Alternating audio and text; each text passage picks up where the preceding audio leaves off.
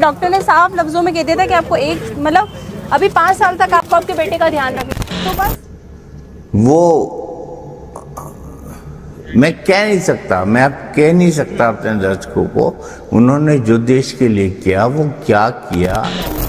अब शादी की उससे मैंने क्या हो गया, भगवान किस्मत फोड़ दी, इस आदमी ने किस्मत फोड़ दी, किस्मत फोड़ दी। मैं तो छाती पे वो लाके धर दी।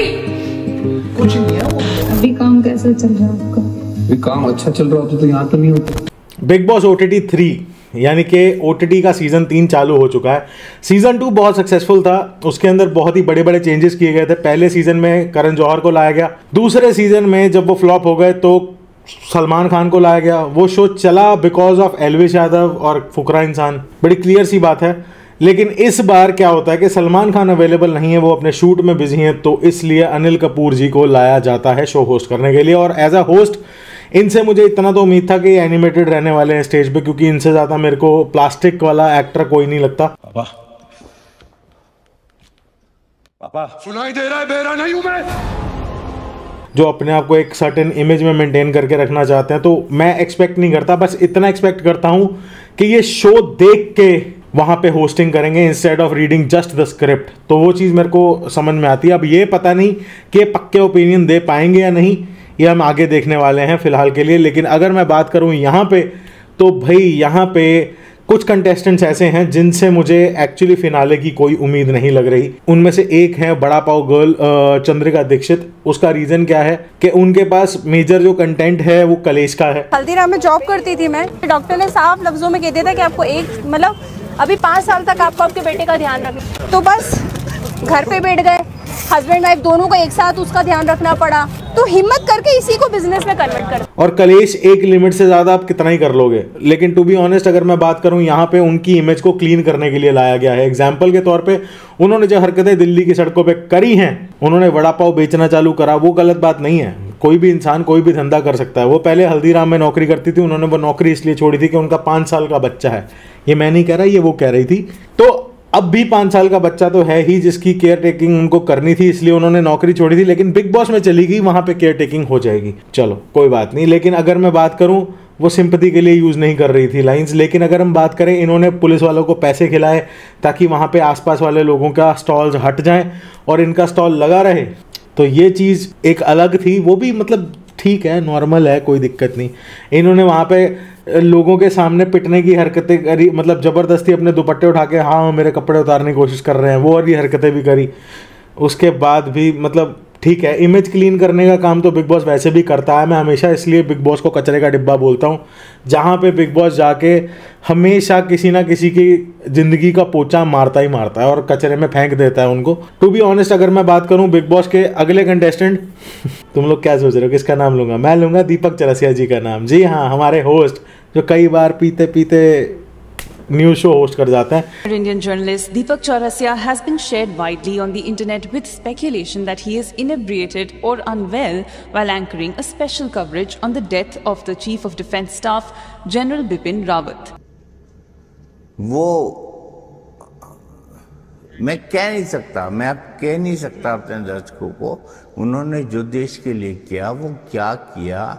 लेकिन अगर मैं बात करूं यहाँ पे दीपक चौरसिया की, तो भाई कुछ ज़्यादा उम्मीद मेरे को इनसे है नहीं। हाँ, थोड़े बहुत तीखे सवालों के थ्रू बिग बॉस ने एल्विश यादव को इन्वॉल्व करने की कोशिश करी थी इनके वाया, क्योंकि जब लव कटारिया से पूछा गया था कि भाई आपका तो एल्विश यादव का ही सपोर्ट आएगा, एल्विश आर्मी क्या है, तो उस कटारिया ने बड़ा स्मार्ट वे में जवाब दिया था कि भाई आर्मी सोल्जर्स वाली बहुत बड़ी होती है, हम आर्मी इसलिए बोल देते हैं कि वो लोग हमें भी उसी तरीके से प्यार करते हैं, लेकिन देश से बढ़ के कोई प्यार नहीं करता, ये फैक्ट है। तो भाई ऐसा बड़ा सही जवाब दे दिया था कटारिया ने, तो वो कुछ ज़्यादा कर नहीं पाए। लेकिन अगर मैं बात करूं यहाँ पे बिग बॉस वालों ने कटारिया को एक बार और पोक करने की कोशिश करी कि आप किसी और के कंधे पे दिखते हो, तो वो भी बात आई थी जब क्या नाम है अनिल कपूर ने पूछा था कटारिया से।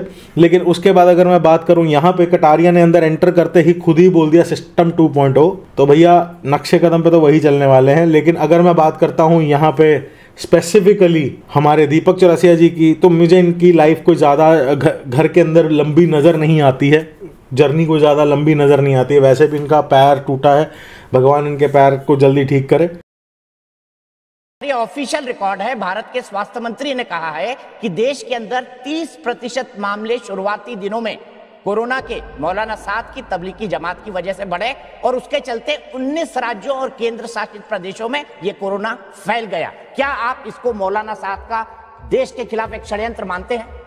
अभी सुन, तू सवाल सिर्फ करेगा जमातियों से क्योंकि तेरा घर चलता है हिंदू मुसलमान करने से। अल्लाह ने इज्जत दी। चौरसिया साहब, तू भी बोलेगा एक दिन कि हिंदू मुसलमान मत करो, तू भी बोलेगा मेरे भाई, क्योंकि तेरे भी बच्चे हैं, तेरी भी बीवी है, घर जाके सोता कैसे है यार मेरे भाई तू? मेरे सवाल का जवाब दीजिएगा। 80 मजदूरों को सवाल का जवाब दे रहे हो। मौलाना साद ने राष्ट्रद्रोह का काम किया या नहीं? अरे वो सरकार कोर्ट डिसाइड करेगी, कोर्ट डिसाइड करेगी। तू कौन है सारी चीजों के खिलाफ बोल? सिर्फ हिंदू मुसलमान, हिंदू मुसलमान, हिंदू मुसलमान, हिंदू मुसलमान। लेकिन जहाँ तक कंटेंट का सवाल है, मुझे कोई पुख्ता कंटेंट इनसे आता नज़र नहीं आ रहा। लेकिन अगर मैं रणवीर शोरी की बात करूँ, रणवीर शोरी थोड़े से कच्चे हैं रियलिटी कंटेंट को लेके। हमेशा ही स्क्रिप्टेड कंटेंट करा है, तो रियलिटी कंटेंट उन्होंने कभी करा नहीं। तो उसी शो को देखते हुए रणवीर शोरी ने अंदर जाते ही पहली लाइन ही ये बोल दी कि भाई अगर मेरे पास काम होता तो मैं इस शो में आता। अभी काम कैसा चल रहा है आपका? अभी काम अच्छा चल रहा होता तो यहाँ तो नहीं होते। ये भी बात सही। तो उन्होंने बड़ा क्लियरली बोल दिया। और जहाँ तक शिवानी कुमारी का सवाल है, थोड़ी मेरे को ये मनीषा से ज़्यादा बड़बोली लगी, क्योंकि अगर मनीषा से इनको कंपेयर किया जा रहा है तो कोई गलत बात नहीं है, बिकॉज वैसा एक कैरेक्टर इनको पता है कि एंटरटेनिंग रहेगा शो के लिए, तो एक ले आए हैं। लेकिन ये मुझे लग रहा है एंटरटेनिंग के साथ साथ ओवर एंटरटेनिंग हो जाएंगी, क्योंकि इन्होंने एक बड़ी ज़बरदस्त स्टेटमेंट दी है कल के एपिसोड के अंदर। वो ये बात बोली कि भैया यहाँ पे आके तो लड़ाई ही करनी है। रणवीर शोरी को इन्होंने ये बात बोली थी कि यहाँ पे आके तो लड़ाई ही करनी है, कोई बात नहीं, कर लेंगे, हम तो रोज ही घर पे लड़ते रहते हैं। और उस पर रणवीर शोरी की शक्ल देखने वाली थी। लेकिन अगर मैं तुम्हें एक बात कहूँ बड़ी ही क्लियरली, इस शो के अंदर एक चीज़ मुझे उम्मीद नहीं थी कि शायद बिग बॉस इस चीज़ को लेकर आएगा। नो डाउट अरमान भाई के साथ बहुत ही प्यार रहा है, अरमान भाई ने हमारी वीडियोस भी शेयर करे हैं, लेकिन मेरे को वो फिनाले में दिखते हैं, टू बी ऑनेस्ट मुझे दिखते हैं। लेकिन अभी भी एक कंसेप्ट चल रहा है कि 16 लोग हैं वहाँ पे, लेकिन कंटेस्टेंट 15 ही हैं। उनमें से एक आदमी आम जनता का नुमाइंदा है, यानी कि वो बाहर वाला है। तो वो बाहर वाला मुझे लगता है कि अरमान मलिक फैमिली में हो सकता है, तीनों में से कोई भी हो सकता है। अरमान मलिक खुद ही चली जाएं और कृतिक और पायल घर के अंदर रह जाए, वो भी चीज़ हो सकती है। बट ये चीज़ मुझे उम्मीद नहीं थी कि जहाँ पे इनके इस एक्ट को, एक्ट ऑफ मैरिंग 2 गर्ल्स को एक बहुत बड़ा मुद्दा अलग वे में भी देखा जाता है देश में, इस मुद्दे को इनकैश करेगा बिग बॉस। तो मतलब ये चीज़ मुझे नहीं पता थी, लेकिन कर लिया इन्होंने। दिमाग खराब है क्या? तेरे को करवाऊं मैं मुंह मीठा? क्या ड्रामा है ये? छठो क्या ड्रामा है? क्या ड्रामा है? क्या हो गया? अब शादी की उससे मैंने, क्या हो गया? सेवा करेगी तुम दोनों की? मेरे को नहीं करवानी सेवा, एक बहुत है सेवा के लिए। तेरी ना छूंडे पकड़ के मारूंगी, शर्म नहीं आती। कोर्ट मैरिज करके आई हूँ। कोई बात नहीं। तू तो मैं भी करके आई थी। मैंने भगवान किस्मत फोड़ दी, इस आदमी ने किस्मत फोड़ दी, किस्मत फोड़ दी। मैंने तो छाती पे बोल ला के धरती। तो विच इज ठीक है, अब जो चीज़ एक्सेप्टेंस में आ गई अब क्या बोल सकते हैं। लेकिन अगर मैं पर्टिकुलरली बात करूं यहाँ पे कल के कंटेस्टेंट्स में, मेरे को एक और कंटेस्टेंट बहुत ज़्यादा इंटरेस्टिंग लगे। वो इंटरेस्टिंग कैरेक्टर हमारे हिसाब से जो हैं वो कोई और नहीं है, वो है साई केतन राव। वो इंटरेस्टिंग कैरेक्टर इसलिए है क्योंकि वो इंसान मतलब ज़्यादा लाइमलाइट में नहीं है ओटीटी में, लेकिन स्मार्ट ज़रूर है जहाँ तक मुझे उसका रहना सहना लगा है।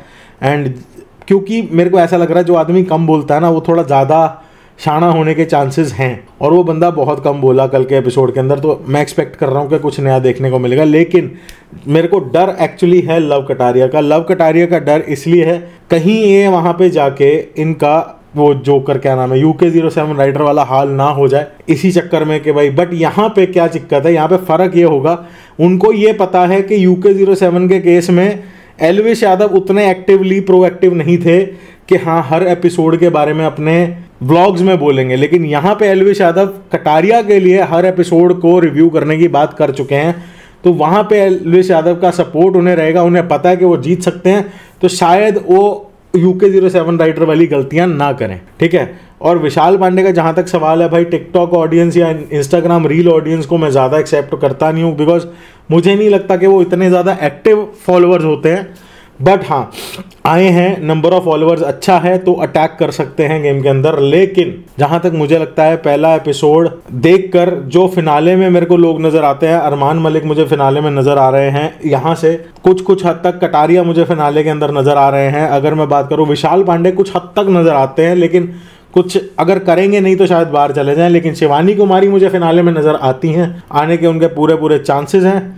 और सना मकबूल कैन बी वन जिनको हम सरप्राइज एंट्री देख सकेंगे फिनाले में, क्योंकि बोल रही हैं और इस शो के अंदर बोलना ही मैटर करेगा। और अगर मैं बात करूं कृतिका और रणवीर शोरी के चांसेस भी हैं अपनी बोलबानी से कहीं ना कहीं टॉप वाले लोगों में पहुंचे, बट फिनाले में एक्सपेक्ट नहीं कर रहा हूं।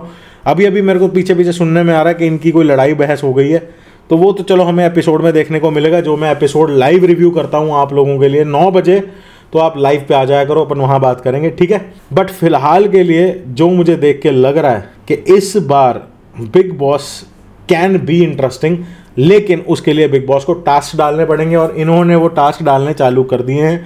सबको एक फ़ोन दे दिया है, कोई टास्क दिया गया है, विच मीन्स पहले ही दिन से बिग बॉस पहले वाली बिग बॉस वाली गलतियां नहीं करने वाला, क्योंकि अगर टास्क दोगे तो ऑडियंस भी इन्वॉल्व रहेगी कि नेक्स्ट क्या होगा। ये चीज़ बिग बॉस को भी समझ में आई है, तो कुछ ना कुछ ये सीज़न मुझे ज़्यादा एक्टिव लगा। अभी मैं बेटर तो नहीं बोल सकता, लेकिन एक्टिव लगा, चांसेस हैं। लेकिन बिग बॉस हमेशा की तरह अपने आप को एक्सपोज कर देता है, लेकिन इस बार भी कर दिया। पिछली बार भी जनता के नाम पे कंधे पे रख के बंदूक चलाई थी, इस बार भी जनता के कंधे पे रख के बंदूक चलाई थी, लेकिन पिछली बार बिग बॉस वालों की ज़्यादा मार दी थी लोगों ने। उसका रीज़न क्या था? क्योंकि जनता के नाम पे इन्होंने अपने ही बंदे बिठा लिए थे वहाँ पे कि ये जनता है और जनता के नाम पे बैठा था कौन? वो दिबांग। बाकी वो छोड़ो, लेकिन अभी फिलहाल के लिए एक नया कंसेप्ट, नई स्टोरी और एक नए टास्क के साथ बिग बॉस शुरू हुआ है एंड कंटेस्टेंट्स आ चुके हैं। 15 कंटेस्टेंट्स कंटेस्ट कर रहे हैं, मतलब ये वाला शो, और एक कंटेस्टेंट है बाहर वाला। तो वो बाहर वाला कौन होगा आप मुझे बताओगे कमेंट सेक्शन में, आपके हिसाब से अभी तक बाहर वाला कौन लगता है। और जहाँ तक सवाल है कंटेस्टेंट्स का, भाई ये तो अब गेम देख के पता चलेगा कौन कितने पानी में। तो लाइक कर दो, शेयर कर दो और सब्सक्राइब जरूर कर देना, बिकॉज बहुत सारी वीडियोस आप लोगों के लिए लाइंड अप है। जय हिंद।